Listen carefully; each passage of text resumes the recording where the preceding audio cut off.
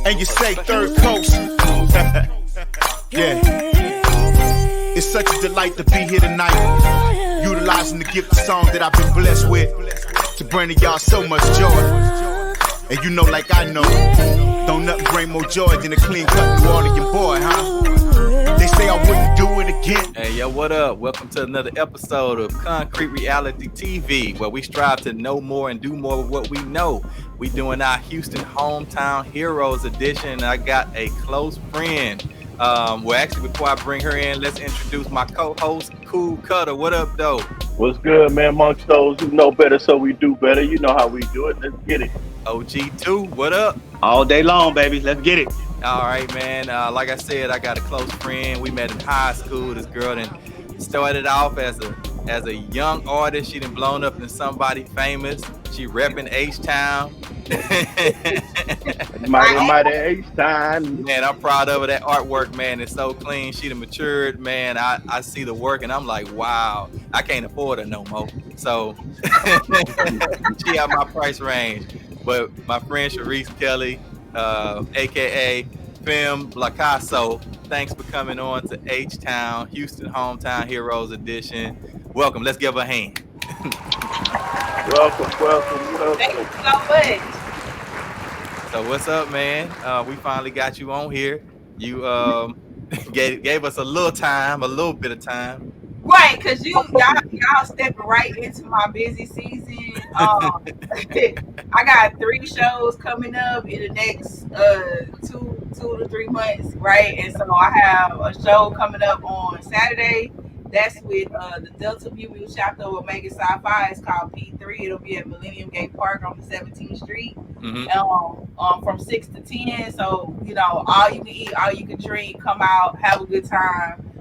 Just enjoy the atmosphere, the culture, and of course I'm bringing artwork with me as well. There are going to be some other artists there that are going to also be showcasing their art. And then after that, September the 24th, then I also have a solo show planned for November the 5th. That's going to be at Bentley Alpharetta.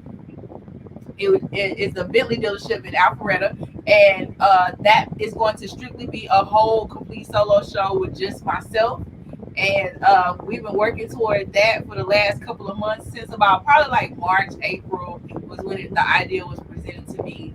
And I was like, man, I just jumped on it. I was like, man, why not? Like, why not put my artwork next to, you know, the brand new Bentley Bentayga, you know, like, why not? Like, I feel like my art is right there in that same classification. So, and then right after that, a month after that, I'll be in Miami for Les Art Noir, which is this is my second time doing that particular show during Art Basel, which Art Basel is an international art show in Miami. It's literally like the last time where the well-off individuals get to buy art so they can get the tax write-offs before the end of the year. That's pretty much what that whole show boils down to.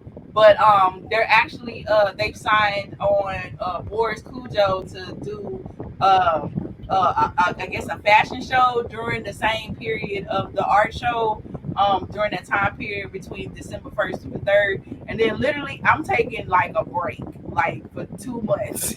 That's pretty tough. Hey, her grind is real. I like it. Yeah, that means money. Yeah, it means money, but at the same time, and that's the other part of it, is that I'll be trying to explain to folks, it's not just about the money, it's about once you get the money, what do you do with the money? Because I think for me, where everything kind of really just kind of started just going crazy was actually last year when I got the PPP money. I took that money and I threw that money directly into my artwork. So, you know, like my artwork, the level and the quality of artwork that I was presenting was just a different level than I've ever been able to present before, because I can buy whatever I need to buy. I can create whatever piece I need to create, and I don't have to shortchange people on the materials. And so that comfort level to be able to just like really just make your artwork exactly how you want it, and you can afford it at the time, like that really changed things for me. And then the pieces that I was creating, I created a piece for Rakim, EPMD. I created a piece for Slick Rick, Now these people are like my friends. Like I can call them. They can call me. And shout out to all the individuals that I've done pieces for in the past, including Felicia Rashad. I did a piece for Reverend Marvin Sapp. Like, man, God's been good. Wow. That's what's up.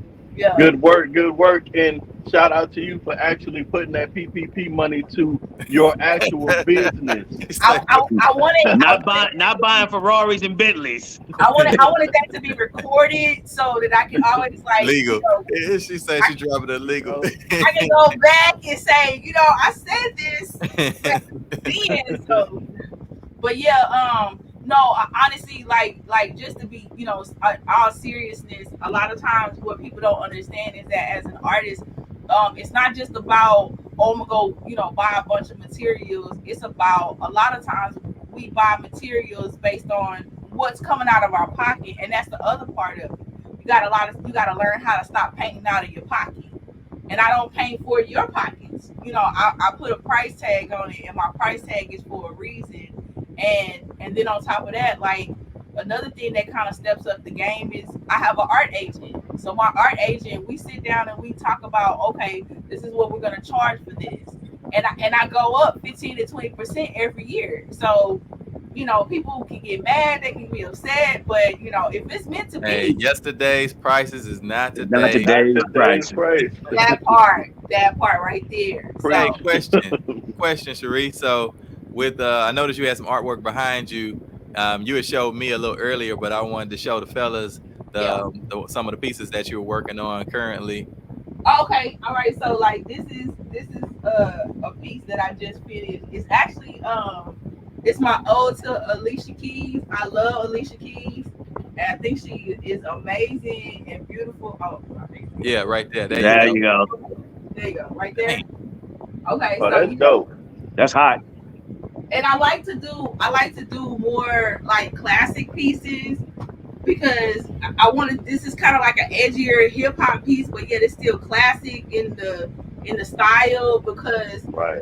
people like these type of pieces in their home. You know, you want to have art, but you want the art to speak to you in some level. And I just think that earring saying Queen is just so on point with, you know, the type of art you should strive for to have in your house. And so, Right. but then of course, you know, here's the crazy part. Like somebody told me a long time ago, they said sometimes you gotta do what you have to do to be able to do what you want to do. Right. So this is a have to do, right? So I do commissions for people. Like this guy, I did his son when his son was first born, and so like I called him in North Carolina, and he was like, "Man, I got another kid. Like, what's up? Like, you gonna do my piece?" I was like, "Yeah, of course I will." And so and that's a beautiful thing when you got people like that like you so much and come back to you to get like, you know, multiple pieces done of their family and stuff like that. And I've done pieces, I've done people's grandparents, and I try to put as much detail into the work and everything so that they're happy with it. Where'd you get your name from? The femmeblaicasso. Oh wow. So back in like, I want to say 14, 15, I stayed in these apartments off of Hollister. And there was this guy that lived in my apartment.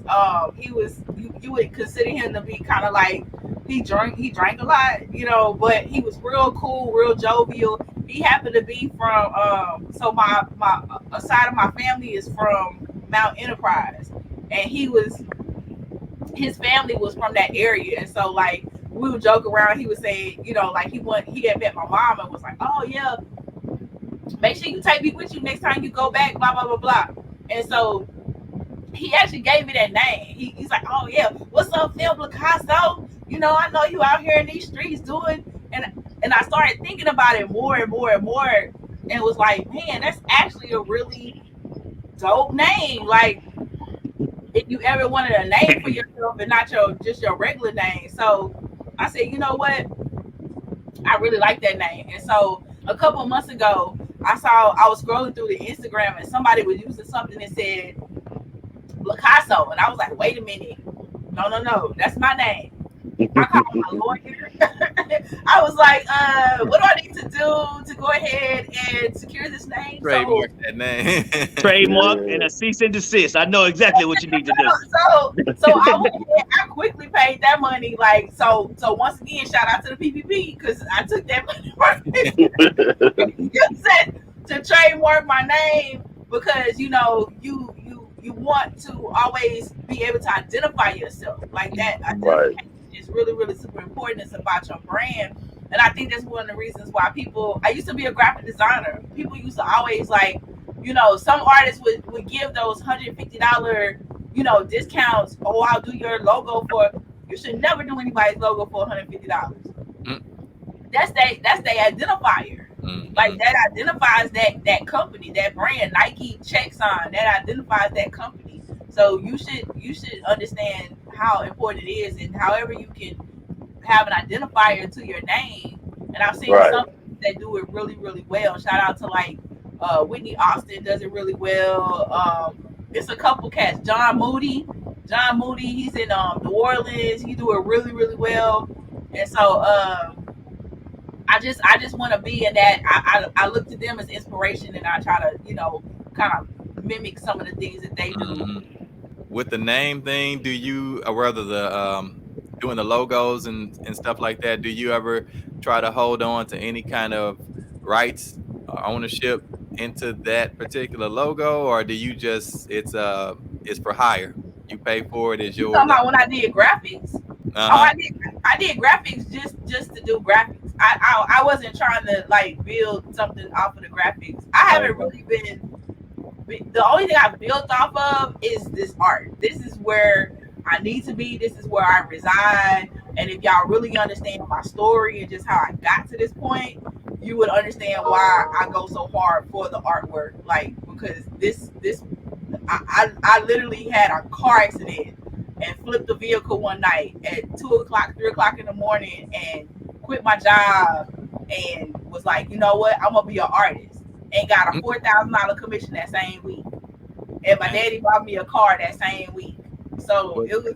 Well, let's go on and go there. So we I was gonna say the same thing. I'm like, tell the story. We ready. What happened was that I've been playing with art since forever. You know, like he know I was an artist. I was an art major after I was in theater, and then I changed to art my second semester of my sophomore year. And so once I became an art major, I was going into the different art areas. I was learning ceramics. I was learning like metalworking. But man, let me tell you something. Watching Good Times and watching JJ all them years, it was like I felt it, but I wasn't sure. It wasn't until I was in class and I picked up that brush. I was like, oh, this is it right here. Yeah, that whole moment. That moment. That moment. But where HSPBA kind of sets you up for failure is that they gave you golden paints. And golden paints are like the premier paint. Like they're buttery, they're rich, you know, they have the most vivid color. And then I got out of school and realized how much golden paint was. It was like, I can't afford these things. Like, oh my God. Like, so you start to understand, like, you know, okay, how do I make it look like this? And how do I, you know, get it to look this rich? And what do I need to do to make this happen? And so I just kind of worked with what I had at the time. And so I played around with art even after graduation for years. Like I was doing backdrops for different fraternities and sororities for their pageants. I was doing all kinds of stuff. But wait a minute, you moving too fast, Charis. Back to high school. You said you started with theater. Yes, I did. So you started with theater. Why did you start with theater first? And then, you know, what made you switch? I made it into the theater department. I was so excited. And then I got there and I kind of conflicted a little bit with the teachers there for, you know, and so I kind of saw the writing on the wall, and I took a very business-minded approach to transition from the theater department to the art department. I was like, oh man, I sent letters to each one of the teachers. I was like, hey, how you doing? My name is Charis Kelley. I want to go ahead and introduce myself. I'm interested in becoming a part of the art department. You know, I'm in theater as of right now, but I really would like to explore my options and my talent, you know, that I have. I want to get, you know, gain some more experience. And so I can't say everybody else took the same approach I took. I was very methodical about mine because for me it was PVA or nothing, because I didn't want to go to Booker T. Washington. That's your zone high school, huh? I didn't want to do all of that. I didn't go with the black folk. So I ain't really have a choice. You know, it was either that or nothing. I was literally like, Mama, if this don't work out, I will homeschool. Like, I ain't want to do Sterling either. My zone high school was Sterling, and that's where my brother went to. Hey, hold on. Don't do Sterling like that. Just because you was bougie and went to PBA. Listen. It's not that. It's just that when you have a talent, if you can go somewhere where your talent is literally like that's what you get a chance to kind of immerse yourself into.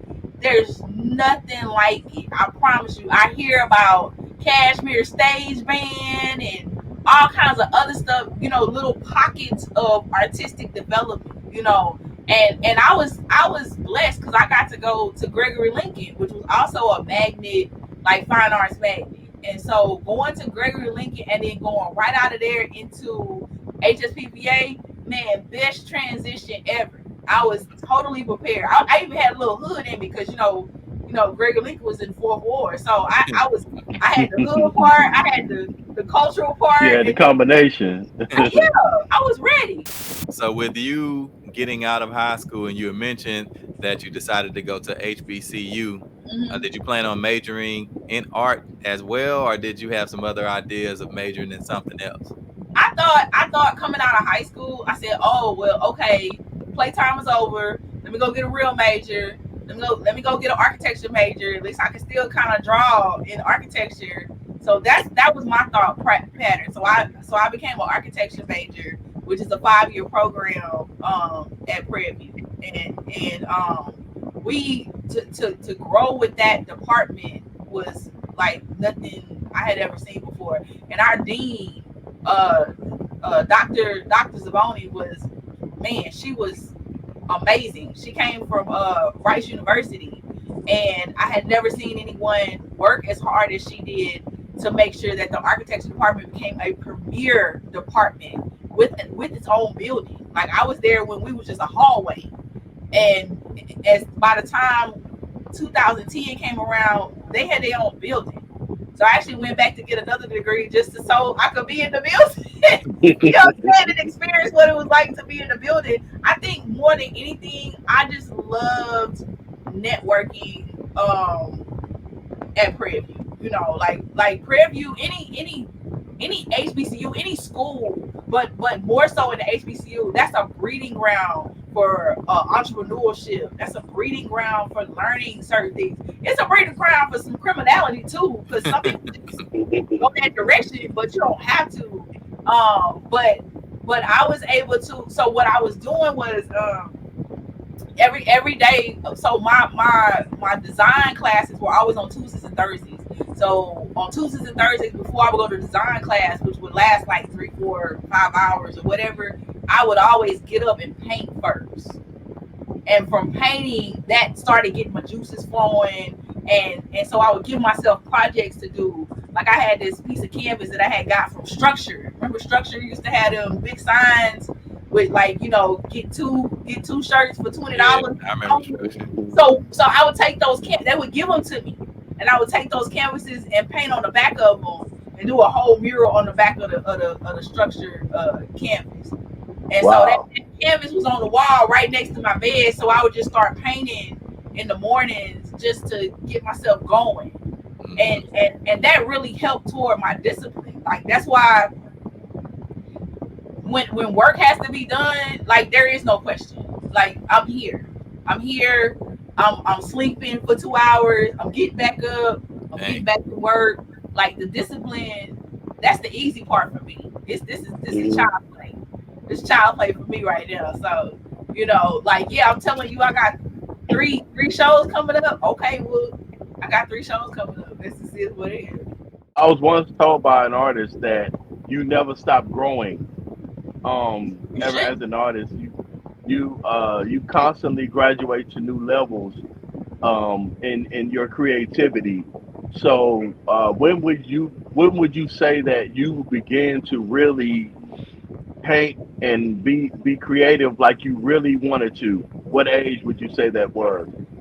2013 when I quit my job after having the day I had the accident. I quit my job, Hmm. and the same day I said I'm not bartending ever again. I bartended for 10 years, and I waited tables for 10 years, and there was a little bit of an overlap with those, but once I flipped a car from coming home at night because I fell asleep at the wheel getting off at West Road at 45. I quit. I quit. Ooh, Yeah, you get one life. That's yeah. how God gave you one. Like, Just say that's so it. you better be mindful to maximize it the way you need to maximize it, and really to be honest with you, like um it makes me cry sometimes to think of the fact of how much I've sacrificed over the years, and how much I've had to miss or so-called miss in life to be where I'm at, and it's totally different from men. Let that be understood, okay? Because y'all ain't having the babies, y'all just making the baby, okay? So y'all can have a whole full family, and your wife just understand that you're an artist. So for me, it's like I can't have no little kid running around my art studio, like mess around and drink some paint thinner or something. Like I can't do I can't and I have a certain level of bandwidth that I have to deal with to still have a great attitude, and be able to work. And so I've chosen certain sacrifices, like I'm not married, I don't have children, to be able to do what I do. And I literally move like air. Like today I'm here, Dang. tomorrow I'm in Atlanta, uh January I might be in South Africa. I ain't decided whether I want to go yet, but Mm-hmm. it's just a decision, and you pay Dang. for the ticket. But you know what I'm saying? So with that, do you feel like that is it worth it? The sacrifice, is it worth the reward? Do you feel like? Um, for me, it was worth it because I basically felt like my parents gave me permission to say they weren't like, they weren't the type of parents that were like, oh, when you gonna bring us a grandchild? My parents weren't like that. They still not like that, to be honest with you. They like, do what you want to do. Like, it's all good. Like, as long as you ain't out there like robbing nobody, we don't care. Like, what I'm saying? My parents are really super supportive. My mom is like, when I tell you, my parents were literally always in the room, except my mom. When I was doing plays, when I was in elementary school, my mom was in the first 2 rows. My daddy was in the back, but they were always there. And my daddy could literally tell me like, oh, I saw you did this part, and, oh, you did a great job or whatever. And so, but my mom was always like more like hands-on and stuff as I grew up. And so my dad is more like the guy that comes in and kind of saves the day, but he's always real quiet. So I'm shout out to the parentals, because like they about to celebrate 47 years. So that is truly a blessing. That helps too, like anything that Yeah. helps keep you stable, Mhm. it's a big portion of your career. People don't really get it or see it. Even the people that end up being adopted, a part of their identity or whatever they're searching for, it comes out in their art.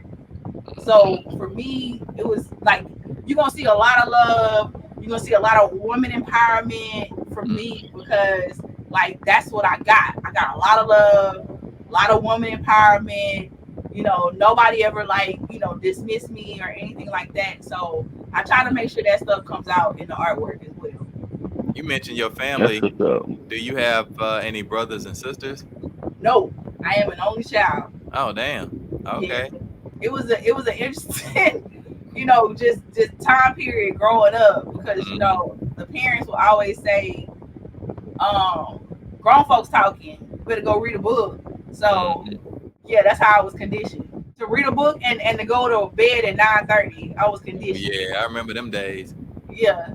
It's very interesting, you know, how your story is being told and how you got to this point. Yeah. I think that, you know, and I'm an only child myself too as well, so Right. I understand. Go read the goddamn book. Yeah. I understand. Man. Understand. When grown folks talking, you better get your ass out there. Be looking grown folks' mouth.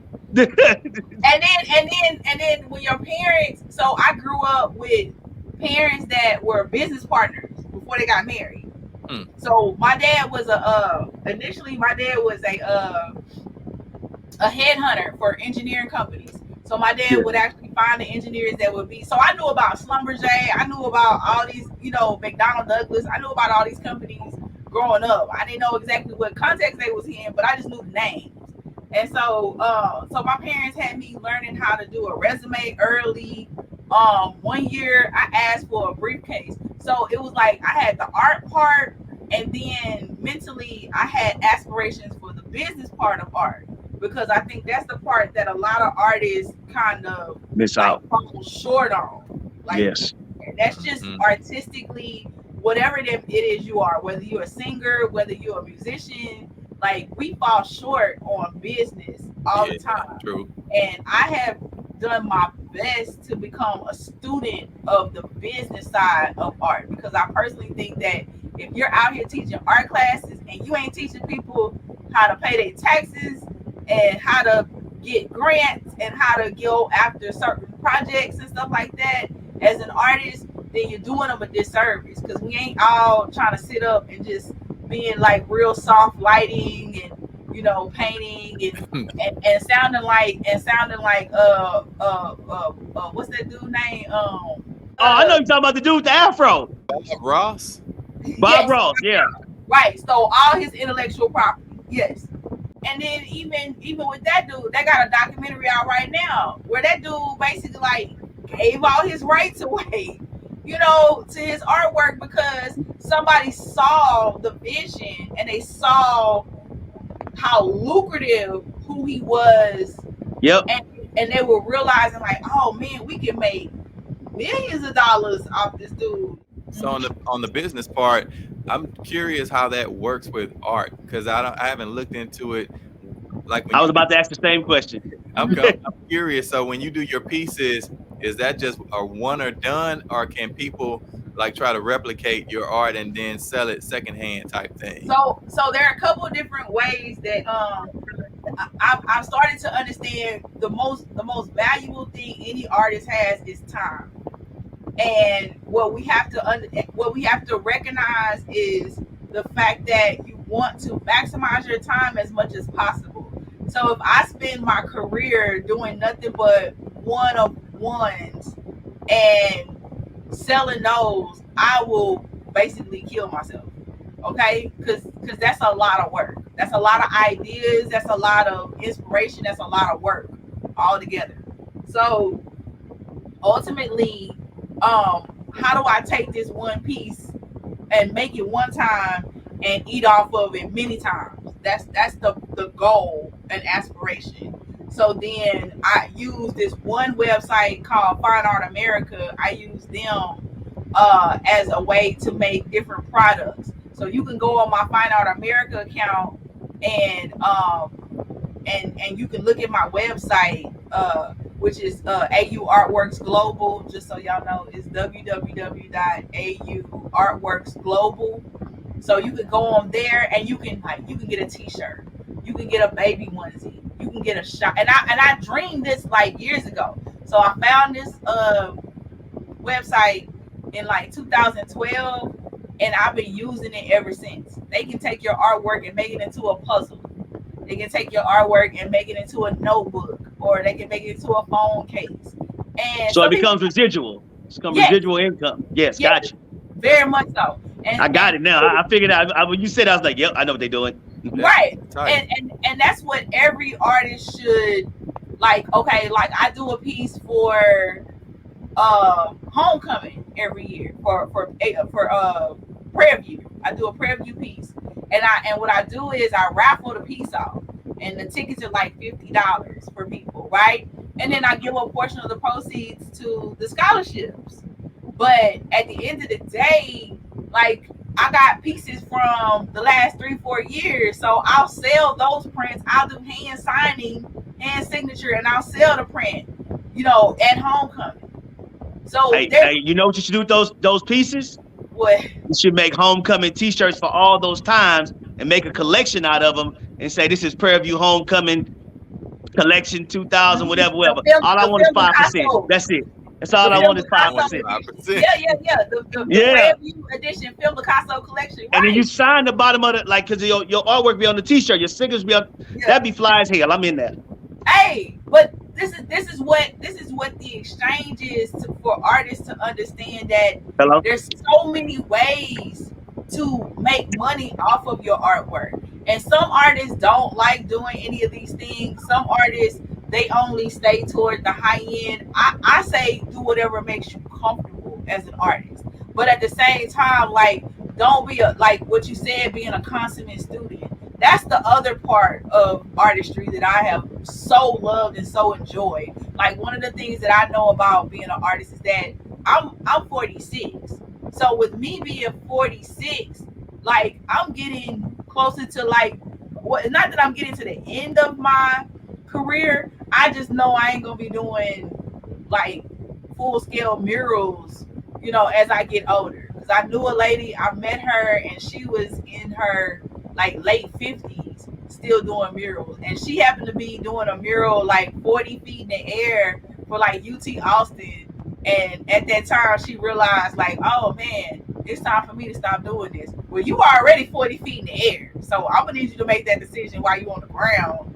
But I don't want to face that. I want to sit down every year and kind of reevaluate exactly what direction I'm going in and move forward more just aware of my situation. So, like, I'm about to go back to school. I'm about to go back to school in January. With is it a? Well, I say, why are you going back to school? Is it because I figure with art, is it more or less the experience versus the academic background and the credentials? The experience has helped. In fact, when I showed them my level of experience, that was one reason why they wanted me to go into the program, because they probably don't have to explain a lot of stuff to me that they have to explain to other people. And so I'm going to get there's one particular degree I've wanted for years. It's a master's in fine art, which is something you have to be able to teach college. Oh, gotcha. You have to have an MFA. So, like, most of our friends, when they went to art school, and then they would go and get the master's, they would get the MFA. So they got their MFA like years ago. But even still, like, for me, I know the only thing I want to do is teach painting if I ever teach. Okay. And so I found out that they had this program where they basically, you get a full scholarship. So I'm like, yeah, I'm going to get that full scholarship. We're going to put that money in my account. Like, yeah, let's go and do this. So with artwork, how long does it normally take you to do pieces? Because you mentioned earlier that you could do something like within a day. And I mean, that's amazing, because I'm like, how the hell are you able to do that quick? So art is very similar to architecture in the sense that it's a process. Like, you just have to understand what are the steps in your process. Once you come up to that recipe of, okay, I'm gonna go from here and this is where I plan on ending. As long as you get that part, like, you figure that out. So a lot of what art really is mental. I think more than anything. Like, I don't really talk a whole lot. I just think a lot. And I'm thinking when I'm sleeping in bed, I'm thinking when I'm waking up at like 5, 6 in the morning, okay, this is what I need to do. Okay, this is how I get this done. Okay, what are my goals and objectives for today? Like, those, that's a major part of my process. It's just the thinking part. So I'm always thinking to the sense of, okay, I want to get this piece done today. Okay, here are the steps I can finish today. So if I finish these steps today, then I can put the the finishing touches on this piece tomorrow. So that's what I'm always doing. So that's one of the reasons why it's not difficult for me to do multiple pieces at the same time, because I'm just literally like putting them into in the process of, okay, these are the steps I can finish today. This is what I can get done tomorrow, and then this is when I have to be completely done so I can get all this stuff boxed up and ship it. Shipped out. Is it like music? Because I know with music, I don't think I'm ever finished. Or is it to a point where you ever know, hey, I'm finished? Or is it one of those, hey, this is the, it's cool for now. I know I could have did more, but I got to get it out the door. The best thing I ever learned about just art in general is that don't nobody know you made a mistake other than you. So at the end of the day, the people gonna be excited no matter what you do, and yeah, I'm not saying you can't produce crap. Like, we all can produce crap if we not even that you put your head to it, you can produce crap. Like, it can happen. But if you're intentional with your thought process in the steps that you're making, then you're gonna have a successful piece. Does that mean that you're gonna not see later on things that you could have done to make the piece better? No, it don't mean that. It just means that you get the opportunity. Like, this piece is desirable enough to where people want to buy it, and you can reproduce it, and you can do it again, or you can add on to it if you choose to. So it's really just up to you. What's killing me more than anything now is that a lot of people are starting to understand how great it is for the exclusivity of a one-of-one. Like, I've had a lot of people say that to me. Oh, is this piece of one-of-one? You paying me $2,500, $3,000, and you argue me down about the $2,500, $3,000, and now you asking me if you about to have a one-on-one? And I'm like, so you really know what you talking about? You playing dumb. And that's cool, like, if that's what you choose to do. But why you wanna get your girl? Why I can't get what I want? You know what I'm saying? So, but let me tell you something. The way God has propelled me forward and just made things happen for me, it has been like super phenomenal. It's been super phenomenal. So I don't have those issues where people are always kind of like trying to talk me down on my price and stuff like that. So I just try not to be the first one to blink, when I quote the price. Hey, and people ask me all the time, and I just send them. So this other artist in Dallas, a friend of mine sent me her thing to where she had like the sizes and she had like the pricing, and I'm like, man, Eureka! Like, that's the way I don't have to worry about like coming up with a price off the top of my head. I just write it down and put it in a really nice picture. I put myself next to the picture, and I send it to people. I don't say anything. I just say, here's my price list. Wow. And make it simple, That makes sense though, because you got to be confident in your price. And look, this is the work, this is the price. Yeah. Can you afford it? If not, then somebody can.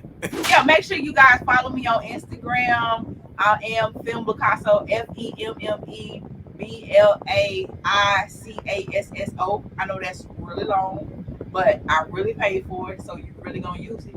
So femmeblaicasso on Instagram, femmeblaicasso on Facebook. My Facebook group is femmeblaicasso, and also you can follow me at Charis Kelley on Facebook as well. And if you have any questions, always DM me on @femmeblaicasso on Instagram, and I will do the best I can to answer whatever it is you have. If you're trying to purchase art, just recognize this, that I'm going to steer you over to my art representative, Miss Angela Lee of Evolution by Design, and she will take care of your needs for that, as far as making sure if you need any type of financing or anything like that for any of the pieces that you see on my Instagram page or whatever. I appreciate you coming on to the Houston Hometown's edition of Concrete Reality TV, because Yeah. you know, I always admire, you know, your talent, your work ethic. Thank you so much, and just thank you for considering me to be a Houston hometown hero. I feel so blessed and highly Oh man, favored. whatever. As you can see, I was raised in the streets.